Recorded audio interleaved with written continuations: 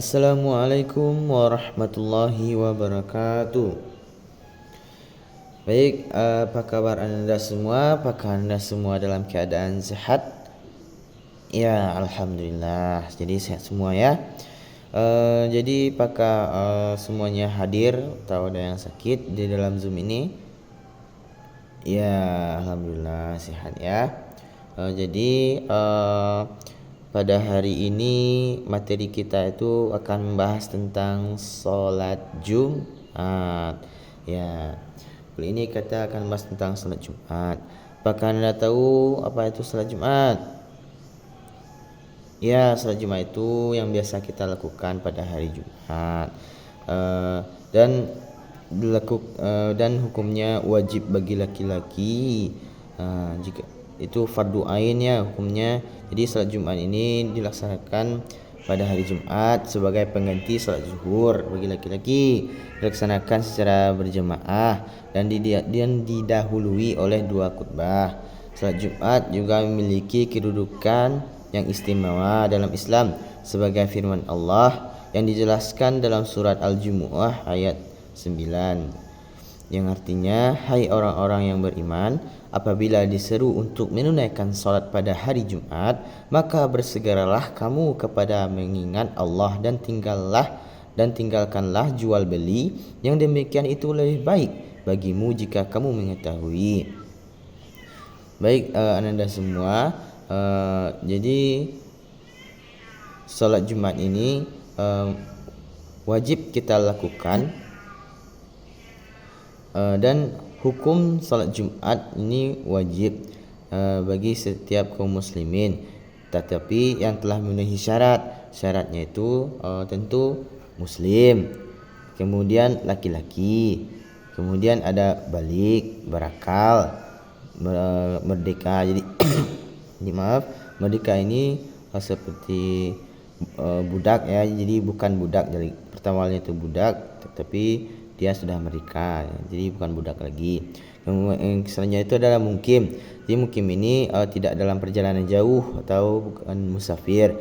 Kemudian yang ketujuh itu dalam keadaan sehat walafiat.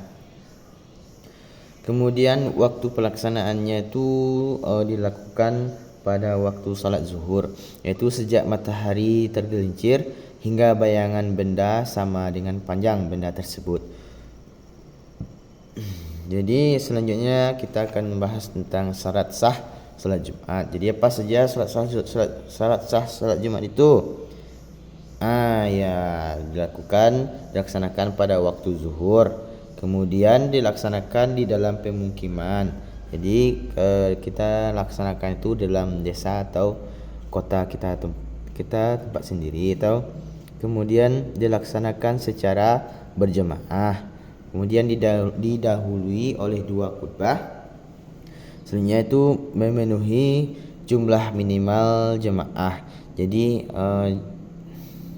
memenuhi jumlah minimal jemaah ini ada beberapa pendapat ulama.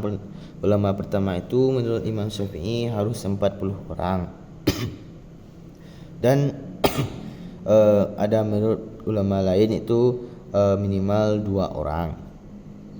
Jadi kalau kita sebagai orang Indonesia yang memegang mazhab Syafi'i, jadi kita harus memakai mazhab Syafi'i, jangan dicampur-campur gitu ya.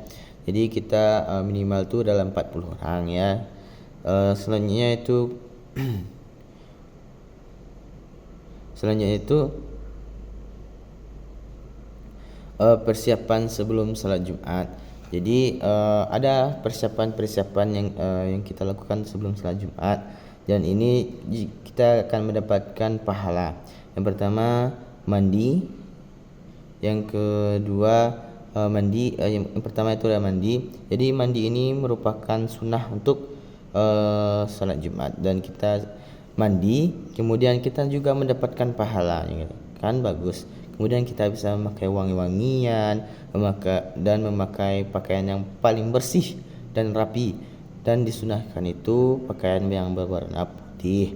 Kemudian kita bisa memotong kuku, kemudian mencukur kumis dan membersihkan badan.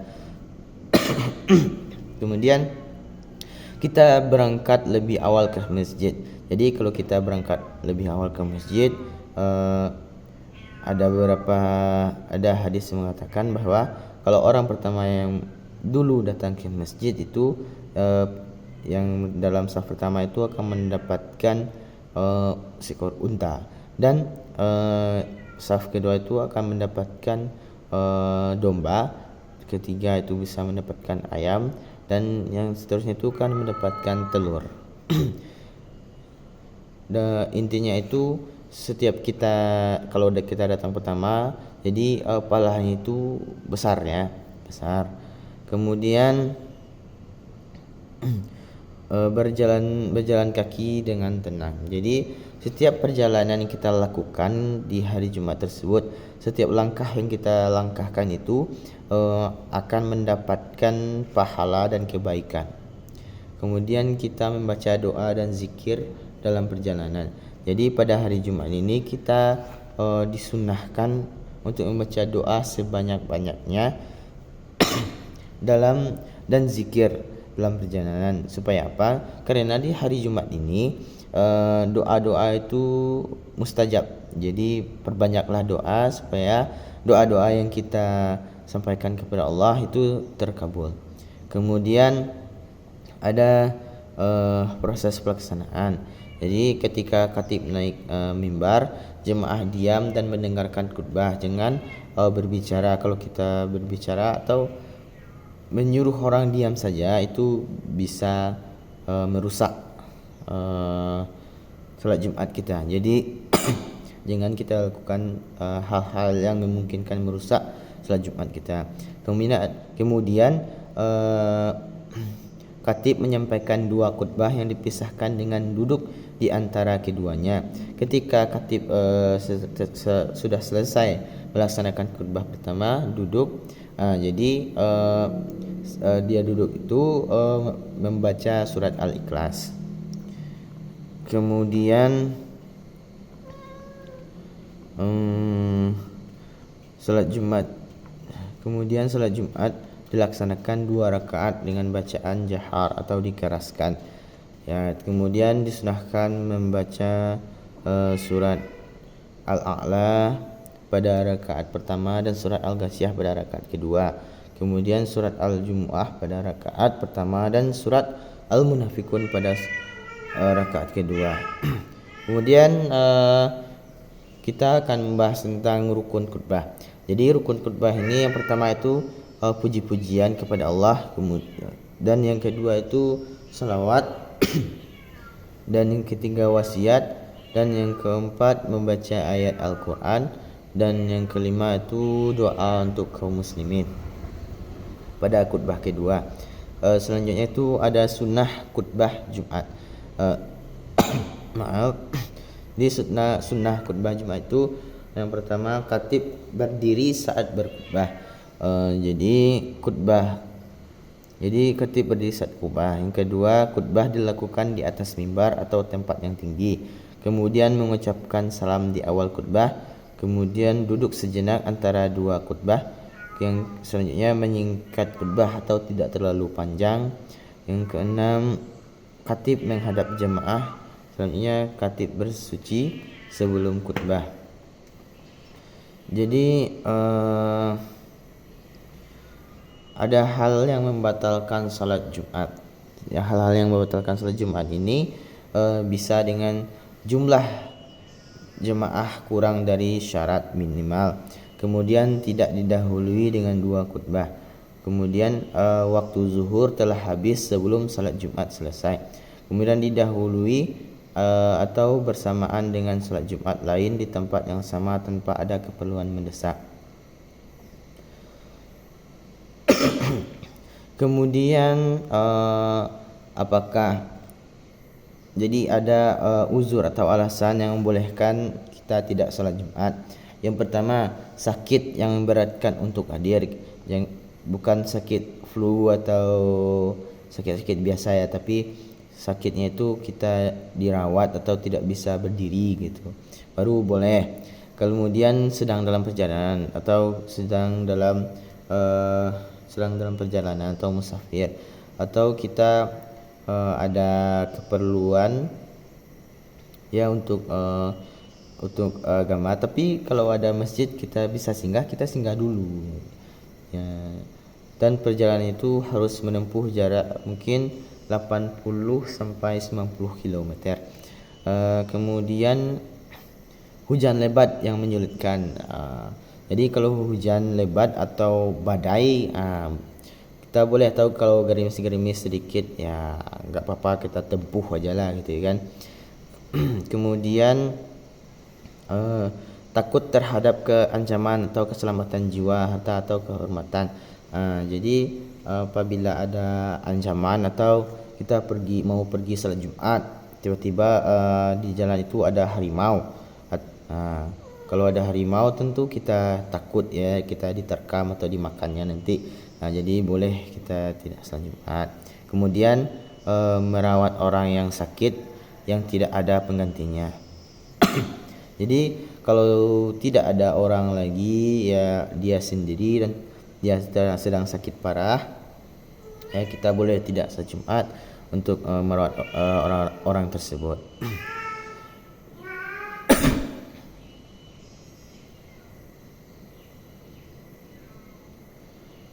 Mungkin jadi tadi sudah Bapak jelaskan ya tentang salat Jumat, khutbah.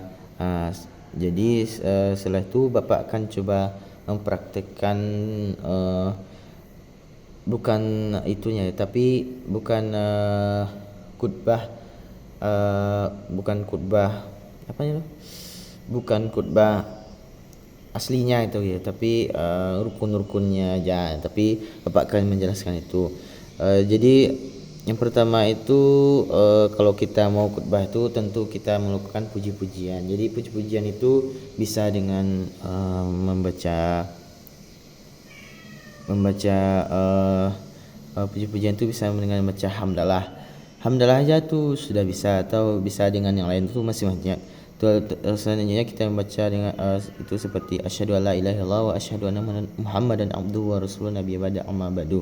Kemudian kita membaca sholawat, Allahumma shalli ala sayyidina Muhammad wa ala ali sayyidina Muhammad. Kemudian wasiat, ya ayyuhalladzina amanu taqullaha haqqa tuqatih wa la tamutunna illa wa antum muslimun.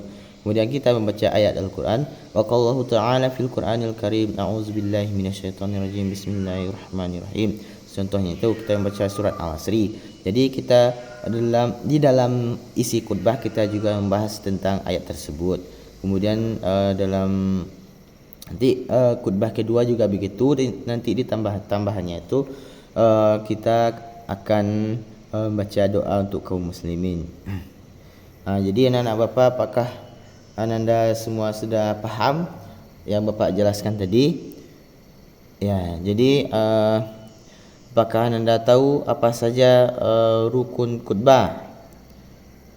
Ya, coba disebutkan. Ya, bagus. Puji-pujian, sholawat, wasiat. Ya, bagus. Kemudian membaca ayat Al-Quran. Ya, kemudian ada doa. Kesimpulan mungkin bisa. Ya, mungkin baiklah, mungkin hanya itu pada hari ini pembahasan materi kita tentang salat Jumat. Mungkin di lain waktu kita bisa mempraktekkan salat khutbah kita masing-masing ya. Dan jangan lupa nanti pada offline kita akan mencontohkan khutbah-khutbah dan siapkan masing-masing satu khutbah ya. Jangan lupa, itu sebagai tugas dari Bapak. Jadi itulah materi kita pada hari ini. Bapak tutup dengan wabillahi taufik wal hidayah. Wassalamualaikum warahmatullahi wabarakatuh.